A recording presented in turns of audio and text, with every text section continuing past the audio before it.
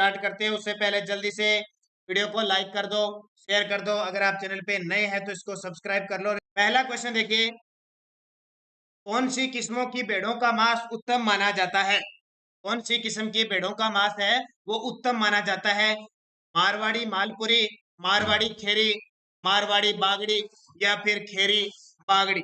इनमें से किस किस्म की भेड़ों का जो मांस है वो उत्तम किस्म का माना जाता है? तो आपको सही जवाब देना है। तो इसका सही जवाब हो जाएगा जो मारवाड़ी और मालपुरी है। मालपुरी टोंक में मारवाड़ी क्षेत्र में जो भेड़ पाई जाती है उनका मांस उत्तम कोटि का माना जाता है। किस नस्ल की भेड़ की ऊन कालीन बनाने के लिए अच्छी होती है? किस नस्ल की भेड़ की ऊन कालीन बनाने के लिए अच्छी होती है? नाली, मगरा, चोकला या फिर जैसलमेरी। इंपॉर्टेंट क्वेश्चन है आपके लिए। तो इसका सही जवाब हो जाएगा जो चोकला भेड़ है जिसको राजस्थान की भारत की मेरिनो कहा जाता है, उसके ऊन से कालीन बना सबसे अच्छी बनती है। खुंडी भैंस किस नस्ल की भैंस को कहा जाता है? खुंडी, खुंडी वाली जो भैंस होती है ना, भैंसों की अलग अलग प्रजाति है। तो मुर्रा भैंस, हरियाणवी नस्ल की भैंस, सूरती नस्ल या जाफराबादी। खुंडी भैंस किस नस्ल की भैंस को कहा जाता है, यानी दूसरा नाम है उसका। तो इसका सही जवाब हो जाएगा मुर्रा भैंस। कौन सी? मुर्रा भैंस है वो खुंडी नस्ल की भैंस कहलाती है। मुर्रा भैंस को ही क्या कहते हैं? खुंडी भैंस कहा जाता है। मुर्रा भैंस आपको पता है सबसे ज्यादा दूध देने वाली प्रसिद्ध है। हरियाणवी नस्ल की भैंसें कहाँ पाई जाती है? हरियाणवी नस्ल की भैंसें कहाँ पाई जाती है? देखो पशुधन से क्वेश्चन आएगा, या तो अभी नई जो पशु रिपोर्ट आई है वहां से क्वेश्चन आएगा, या फिर नस्ल पूछी जाती है। ज्यादातर ज्यादातर नस्ल और उसका क्षेत्र पूछा जाता है। जैसे क्वेश्चन पूछ लिया हरियाणवी नस्ल की भैंस पाई जाती है गंगानगर, हनुमानगढ़, जोधपुर, नागौर, जोधपुर, जैसलमेर, चूरू, सीकर, गंगानगर, चूरू, सीकर, अजमेर। तो हरियाणा, अब सीधा सा यहाँ से पता लग जाएगा कि हरियाणा की सीमा से जो लगेंगे ना, या हरियाणा के पास जो लगेंगे वही ये पाई जाएगी। तो क्षेत्र विशेष के नाम पर इन नस्लों के नाम है। तो चूरू, सीकर, गंगानगर। देखो यहाँ ये ऑप्शन सही बैठता है, गंगानगर और मानगढ़, लेकिन जोधपुर नहीं आएगा। यहाँ चूरू, सीकर, लेकिन अजमेर नहीं आएगा। तो सही ऑप्शन 100% देने वाला है चूरू, सीकर, गंगानगर। राज्य में प्रति वर्ग किलोमीटर क्षेत्र में भैंसों की सर्वाधिक संख्या किस क्षेत्र में है? राज्य में प्रति वर्ग किलोमीटर क्षेत्र में भैंसों की सर्वाधिक संख्या किस क्षेत्र में है? पश्चिम में, दक्षिणी में, उत्तरी में या पूर्वी में? तो राजस्थान के किस क्षेत्र में सर्वाधिक भैंसें पाई जाती है? उत्तर आ जाएगा पूर्वी क्षेत्र में। आपको पता होगा सर्वाधिक भैंसें जयपुर और अलवर क्षेत्र में पाई जाती है, तो पूर्वी क्षेत्र में भैंसें सबसे ज्यादा होगी। जैसे गाय उदयपुर क्षेत्र में ज्यादा पाई जाती है, भेड़े भेड़े बकरी है ये बाड़मेर, जैसलमेर में, ऊंट वगैरह। तो इस प्रकार ये पूछा जाता है। कालीबंगा किस जिले में है? कितना आसान क्वेश्चन आ गया, सीधा सीधा। फिर भी एग्जामिनर पेपर में देता ही देता है। हर एग्जाम पूरे साल में एक आध एग्जाम में तो ये कालीबंगा पक्का आता है। तो कालीबंगा किस जिले में है? हनुमानगढ़ जिले में, जिसकी खोज आप 1952 में अमलानंद घोष के द्वारा की जाती है। कालीबंगा घग्गर नदी के किनारे हनुमानगढ़ में है। राजस्थान में बौद्ध धर्म का प्रमुख स्थान कौन सा रहा? ये क्वेश्चन भी बहुत बार पूछा जाता है। राजस्थान में बौद्ध धर्म का प्रमुख स्थान नगरी, आबानेरी, विराट या मध्यमिका। बौद्ध धर्म, इसके साथ हिंट दे देता हूं, बौद्ध और मौर्य कालीन सभ्यता के अवशेष कहां से मिलते हैं? तो वो विराट, जिसका प्राचीन नाम था विराट नगर, मत्स्य महाजनपद की राजधानी थी विराट नगर। वर्तमान में विराट सभ्यता स्थित है, जिसकी खोज 1937 में दयाराम बहादुर साहनी ने की थी। यहाँ पे मौर्य और बौद्ध धर्म के अवशेष प्राप्त होते हैं। याद रखना मध्यमिका, ये प्राचीन नाम नगरी का था जो चित्तौड़गढ़ के अंदर, और अब्बानेरी दौसा के अंदर स्थित है। गणेश्वर सभ्यता का संबंध किस नदी से है? तो ये सभ्यता से क्वेश्चन आने लगे सारे बढ़िया तरीके से। गणेश्वर सभ्यता का संबंध किस नदी से है? सरस्वती, आहड़, कांतली या फिर सिंधु नदी से? तो आपको पता होगा गणेश्वर सभ्यता किस जिले में है? सीकर जिले में है। और किस नदी के किनारे है? कांतली नदी के किनारे स्थित है। इस गणेश्वर सभ्यता को ताम्र सभ्यता की जननी कहा जाता है। किसकी?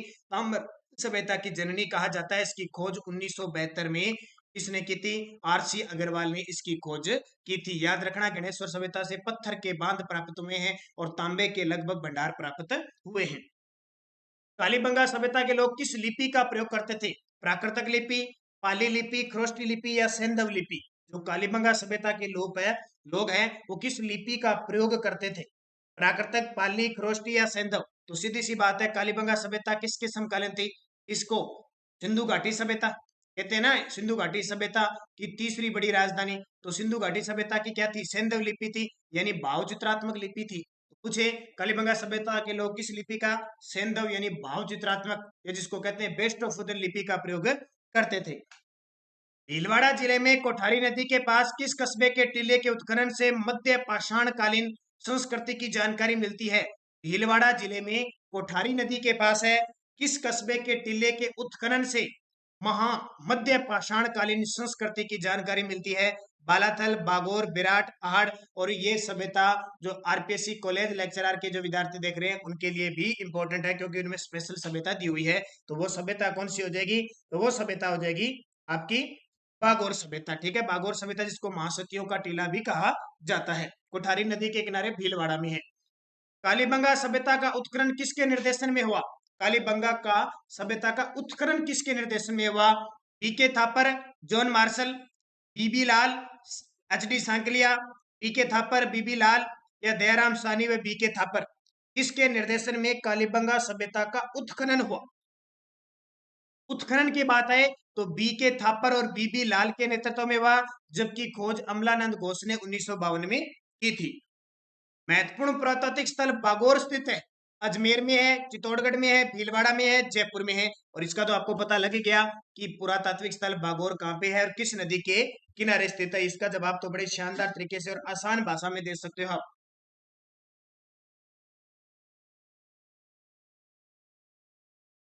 तो बागोर कहाँ पे है? सीधा सा भीलवाड़ा में, कोठारी नदी के किनारे है। अगला, आहड़ सभ्यता को एक विशेष सभ्यता माना जाता है, जो है कांस्य युगीन सभ्यता, ताम्र युगीन सभ्यता है, लोह युगीन सभ्यता या प्रस्तर प्रस्तर युगीन है। आहड़ सभ्यता को एक विशेष सभ्यता माना जाता है, जो एक है। तो सीधी सी बात है, आहड़ सभ्यता ताम्र युगीन सभ्यता, इसको ताम्र नगरी कहा जाता है। ध्यान रखना, कंफ्यूज मत हो जाना।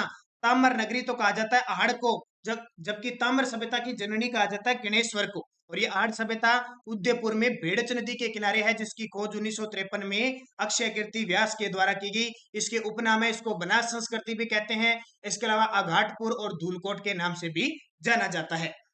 अगला, विराट किस जिले में है? बड़ा ही आसान सा क्वेश्चन, देखो सभ्यता से लगातार कंटिन्यूस क्वेश्चन आ रहे तो साथ साथ में आ रहे हैं। तो विराट सभ्यता कहाँ पे है? जयपुर में है विराट सभ्यता। और विराट की पहाड़ी से बाणगंगा निकलती है, ये भी आपको पता है। जयपुर के अंदर विराट स्थित है, जिसकी खोज 1936-37 में किसने? क्वेश्चन आता ही आता है जो इंपॉर्टेंट, दयाराम बहादुर साहनी ने इसकी खोज की थी। इसको याद रखना, विराट सभ्यता से मौर्य और इसके अलावा बौद्ध धर्म के अवशेष प्राप्त हुए हैं। डूंगरपुर महारावल आस्करण की रानी प्रेमल देवी ने डूंगरपुर में नौलखा बावड़ी का निर्माण कब करवाया? अभी एक 2019 का एग्जाम था, उसके अंदर ये क्वेश्चन पूछा गया। डूंगरपुर महारावल आस्करण की रानी थी प्रेमल देवी, उसने डूंगरपुर में नौलखा बावड़ी का निर्माण करवाया। आपने सुना है कि नौलखा बावड़ी कहाँ पे? डूंगरपुर में। और आस्करण की एक रानी थी प्रेमल देवी ने इसका निर्माण करवाया था। कब करवाया? 1580 में, 1578 में, 1582 में, या फिर 1586 में? तो याद रखना, 1586 में प्रेमल देवी ने निर्माण करवाया। अगला, राजस्थान में 6वीं से 10वीं सदी तक किस राजवंश का शासन रहा? राजस्थान में 6वीं से 10वीं सदी तक किस राजवंश का शासन रहा? चौहान का, गुर्जर प्रतिहार का, परमार का, या राठौड़ का? बहुत इंपॉर्टेंट है। अभी आप समझोगे कि बहुत सारे वंश शुरू हुए थे, लेकिन 6वीं से शुरू हुआ था और 10वीं में समाप्त हो गया था। लास्ट 1025 के आसपास, 1027 के आसपास समाप्त हो गया था। वो था गुर्जर प्रतिहार। लास्ट शासक था राज्यपाल, जो भाग गया था, आपको पता है। यशपाल लास्ट शासक था गुर्जर प्रतिहार का। शुरुआत करता है हरिश्चंद्र मंडोर की शाखा से, उसके बाद में नागभट्ट प्रथम है, वत्सराज है, इनके द्वारा शुरू की जाती है। तो गुर्जर प्रतिहारों की राजस्थान में प्रतिहार शैली बहुत प्रसिद्ध है, इसको याद रखना। और इन्होंने राज कहाँ किया था? मारवाड़ क्षेत्र में राज किया था। ध्यान रखना, कहाँ पे? मारवाड़ में। अगला, गुर्जर प्रतिहार वंश की प्रारंभिक राजधानी क्या थी? अब क्वेश्चन आ गया, गुर्जर प्रतिहार वंश की प्रारंभिक राजधानी कौन सी थी? मंडोर, सांचौर, कन्नौज या भीनमार? यहां से क्वेश्चन में पेपर आता है। तो याद रखना, गुर्जर प्रतिहार वंश की प्रारंभिक राजधानी मंडोर थी। पहली थी मंडोर शाखा, जिसके संस्थापक हरिश्चंद्र थे। उसके बाद में मंडोर से कहाँ गई? उज्जैन आ गई। ये सॉरी, मंडोर से कहाँ गई? उसके बाद में मेड़ता मेड़ता और उसके बाद में बीनमाल आ गई। ठीक है, ये नागभट्ट प्रथम के द्वारा स्थापित की गई। और फिर नागभट्ट द्वितीय ने जैन को, ये कन्नौज को राजधानी बना ली। किसको? कन्नौज को। जो त्रिपक्षीय संघर्ष हुआ था, जीत गए थे लास्ट में और कन्नौज को राजधानी बना ली। क्वेश्चन पूछा जाता है यहाँ से, ये याद रखना। अगला, गुर्जर प्रतिहार शासक नागभट्ट प्रथम ने किसे अपनी राजधानी बनाया? ये क्वेश्चन भी आ गया। गुर्जर प्रतिहार शासक नागभट्ट प्रथम ने किसे अपनी राजधानी बनाई? तो याद रखना, इसने भीनमाल को बनाई। पहले कौन सी थी? मंडोर थी, हरिश्चंद्र ने बनाई। मंडोर के बाद मेड़ता राजधानी बनी और मेड़ता से फिर भीनमाल बनी। ये भीनमाल जालोर के अंदर है, जिसको मेड़ता भीनमाल ये दोनों राजधानी किसके द्वारा बनाई जाती है? नागभट्ट प्रथम के द्वारा बनाई जाती है। उसके बाद जब नागभट्ट द्वितीय आता है, वो कन्नौज को अपनी राजधानी बना लेता है। किसने कनौज पर अधिकार कर उसे अपनी राजधानी बनाई? देखो, यही तो बात है हमारे सवाल आपके जवाब में। अब मैं आगे आगे आपको तथ्य बताता रहूंगा तो आगे क्वेश्चन आते रहेंगे। अब वापस आ गया ना, किसने कनौज पर अधिकार करके, कनौज उत्तर प्रदेश के अंदर है, ये याद रखना, किसने अपनी राजधानी बनाई थी? तो नागभट्ट द्वितीय ने। नागभट्ट द्वितीय के बारे में कहा जाता है, किस गुर्जर प्रतिहार वंश ने गंगा में जल समाधि ली थी? तो नागभट्ट द्वितीय ने। और त्रिपक्षीय संघर्ष हुआ था, 100 साल चला था राष्ट्रकूटों, पालों और प्रतिहारों के बीच, जिसमें अंतिम निर्णायक विजय किसकी होती है? नागभट्ट द्वितीय की होती है। ये याद रखना इंपॉर्टेंट है। अगला, भोज परमार कहाँ का शासक था? भोज परमार कहाँ का शासक था? भीनमाल का, मंडोर का, मालवा का या फिर आमेर का? तो याद रखना, मालवा का शासक था भोज परमार। अगला, राजस्थान के किस क्षेत्र से परमार वंश का संबंध है? अब ये पेपर में क्वेश्चन आता ही है। परमार वंश नाम सुना होगा आपने, राजस्थान के किस क्षेत्र से संबंधित है? तो याद रखना, कब भी परमार आ जाए तो आबू के आसपास क्षेत्र में परमारों का राज था। आपने बताया ना, अचलगढ़ दुर्ग परमारों के द्वारा बनाया गया था, पुनर्निर्माण और जीर्णोद्वार करवाया था कुंभा ने। अचलगढ़ यानी सिरोही के माउंट आबू के आसपास परमारों ने राज किया था, और सोनग्रा चौहानों ने जालोर के आसपास किया था। जैसे कानड़ देव वगैरह हम पढ़ते हैं ना, तो इनके वंश याद रखना, क्षेत्र विशेष से या रियासत से प्रश्न पूछे जा सकते हैं। बिजोलिया किसान आंदोलन समाप्त कब हुआ? तो बिजोलिया किसान आंदोलन कब समाप्त हुआ?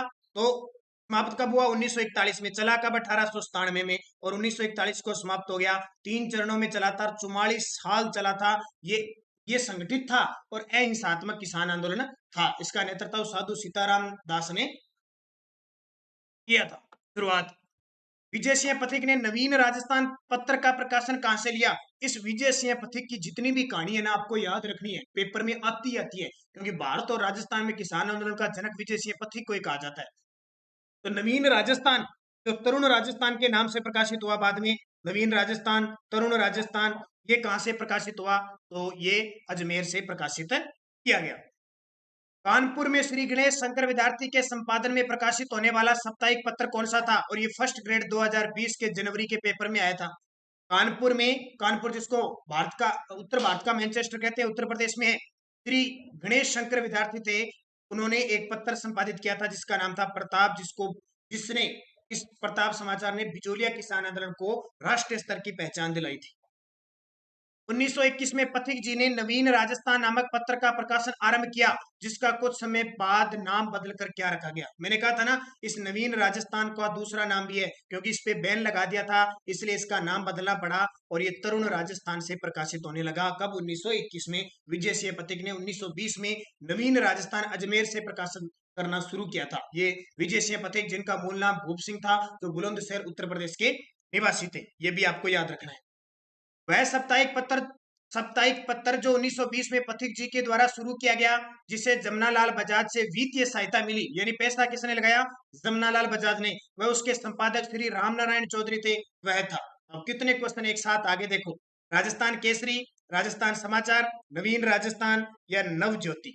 और ये एलडीसी 2018 के पेपर में क्वेश्चन आया था, एलडीसी का जो पेपर हुआ था, अभी जो ज्वाइनिंग हुई है वेटिंग लिस्ट वगैरह निकाल के, तो इसका उत्तर हो जाएगा राजस्थान केसरी। ध्यान रखना, 1920 में ये कहां से? देखो, 1919 में ये वर्धा महाराष्ट्र से प्रकाशित हुआ पहले तो, राजस्थान केसरी। उसके बाद में 1920 में इसका मुख्यालय स्थानांतरित किया अजमेर, और इसको वित्तीय सहायता जमनालाल बजाज ने दी, और संपादक का काम रामनारायण चौधरी करते थे। याद रखना, राजस्थान केसरी साप्ताहिक पत्रिका है, कैसी पत्रिका है? साप्ताहिक, यानी सप्ताह में एक बार आती थी, और किसके द्वारा शुरू की गई? विजय सिंह पथिक के द्वारा। तो बहुत सारे क्वेश्चन यहाँ पे क्लियर हो जाते हैं। 1936 ईस्वी में अजमेर से नव ज्योति साप्ताहिक पत्र का प्रकाशन किसने किया? नव ज्योति साप्ताहिक पत्र था, जिसका प्रकाशन अजमेर से 1936 में किसने किया? तो इसका जवाब देना है आपको, अचलेश्वर प्रसाद, ऋषिदत्त मेहता, जमनालाल बजाज या रामनारायण चौधरी।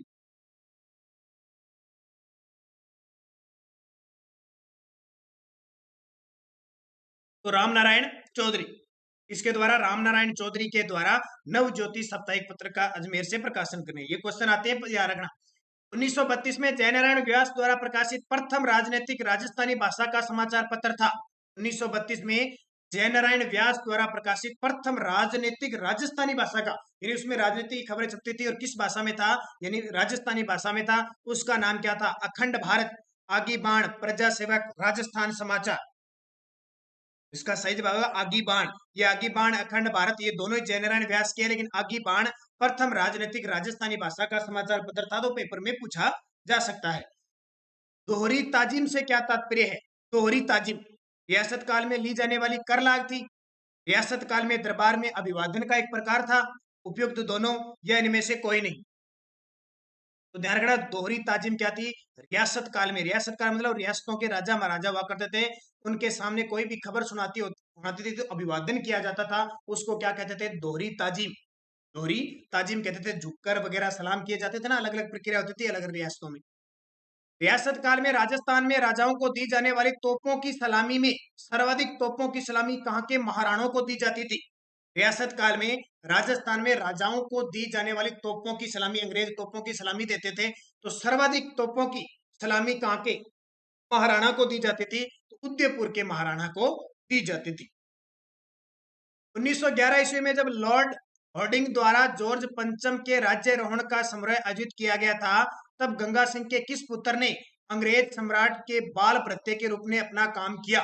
यानी 1911 में जब लॉर्ड हॉर्डिंग द्वारा, लॉर्ड हॉर्डिंग 1911 याद है आपको? 1911-12 में दिल्ली, कोलकाता से दिल्ली राजधानी बनाई गई। लॉर्ड हॉर्डिंग उस समय वायसराय थे और जॉर्ज पंचम का राज्यारोहण समारोह आयोजित किया जा रहा था।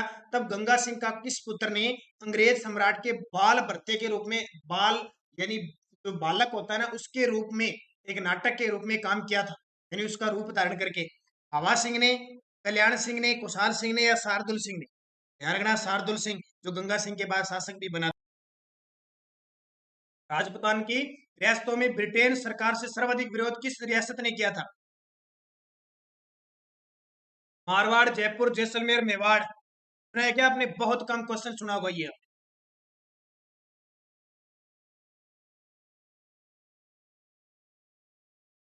तो इसका सही जवाब हो जाएगा मेवाड़ के रियासतों ने ब्रिटेन सरकार का सबसे ज्यादा विरोध किया था। ये पेपर में आते हैं। डूंगर जी और जवाहर जी किस जिले के रहने वाले थे? 1857 की क्रांति के समय गरीबों, ये अमीरों से धन लूट के गरीबों में बांटते थे, सीकर जिले से संबंध रखते हैं।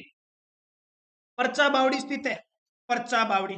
पर्चा कहाँ दिया जाता है? अजमेर में, जालौर में, रामदेवरा में, या कोलायत में? पर्चा रामदेव जी देते हैं, रामदेवरा में पर्चा बावड़ी है, सीधा से याद रखना। अगला, किसने लाछा गुजरी की गाय मेर के मिणाओं से छुड़वाने के लिए अपने जीवन आहुति लगा दी थी? लाछा गुजरी, याद रखना, लाछा गुजरी की गाय मेर के मिणाओं से छुड़वाने के लिए अपने जीवन आहुति लगा दी थी तेजाजी। तेजाजी जिनकी घोड़ी लिल्लन, पत्नी पेमल।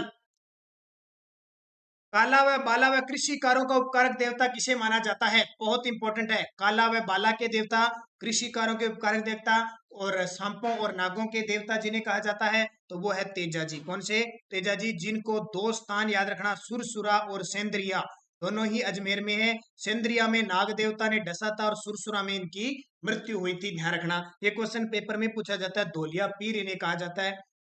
चेचक की देवी सेडल माता महामाई के नाम से प्रसिद्ध लोक देवी है। चेचक की देवी सेडल माता और महामाई के नाम से रानी सती, आवड़ माता, ज्वाला माता, शीतला माता।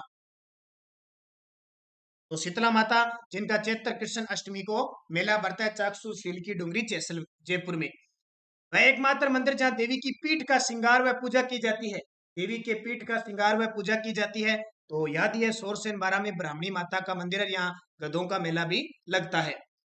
मूठ से पीड़ित व्यक्ति के इलाज के लिए किस देवी को पूजा जाता है? मूठ से पीड़ित व्यक्ति के इलाज के लिए किस देवी को पूजा जाता है? पावल माता, बदाना माता, बाण माता, या शकंबरी माता? तो उत्तर आ जाएगा बदाना माता, जो कोटा के अड़ोती शासकों की कुल देवी भी मानी जाती है। राजस्थान का वह पवित्र स्थल जहां धार्मिक मान्यताओं के अनुसार तेजाजी को सांप ने काटा था। क्वेश्चन आ गया ना। राजस्थान का वह पवित्र स्थल जहां धार्मिक मान्यताओं के अनुसार तेजाजी को सांप ने काटा था। खड़नाल, सेंद्रिया, ब्यावर, डेगाना? जल्दी से बता दो, बड़ा ही आसान है। तो सेंद्रिया में तो सांप ने, नाग ने काटा था, और सुरसुरा में मृत्यु हुई थी। खड़नाल नागौर में 1074 में इनका जन्म हुआ था। और पर्वतसर नागौर में इनका मेला लगता है। और सबसे ज्यादा इनकी मान्यता अजमेर जिले में है। इनकी कर्म भूमि या तीर्थ स्थली दोगारी बूंदी। राजस्थानी भाषा में पवाड़ा क्या होता है? पवाड़ा, तो एक तो होता है पवाड़ा पै गया, कहते हैं ना, ओए होनी पवाड़ा पै गया, वो तो होता है लड़ाई होना। लेकिन ये होता है किसी लोक देवता की प्रशस्ति की लोक कथाएं कहते हैं उसको पावड़ा, पावाड़ा या पावड़ा भी कहते हैं, ध्यान रखना।